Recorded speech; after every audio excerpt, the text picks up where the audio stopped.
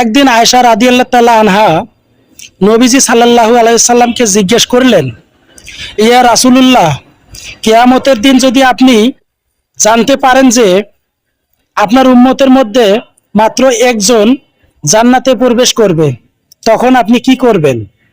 নবীজি সাল্লাল্লাহু আলাইহি সাল্লাম স্নেহ ভরে মৃদু হেসে বললেন, আমি আল্লাহর প্রশংসা করব, যিনি আমার উম্মতের জন্য জান্নাতের দরজা খুলে দিয়েছেন। আয়েশা রাদিয়াল্লাহু তাআলা আনহা আবার জিজ্ঞেস করলেন, আর যদি জানতে পারেন যে পুরো উম্মতেই জান্নাতে যাবে?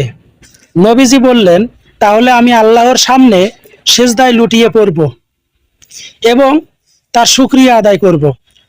আয়েশা রাদিয়াল্লাহু তাআলা আনহা এর চোখে আনন্দে ছলছল করে উঠল। নবীজির হৃদয় জুড়ে ছিল উম্মতের প্রতি সীমাহীন ভালোবাসা।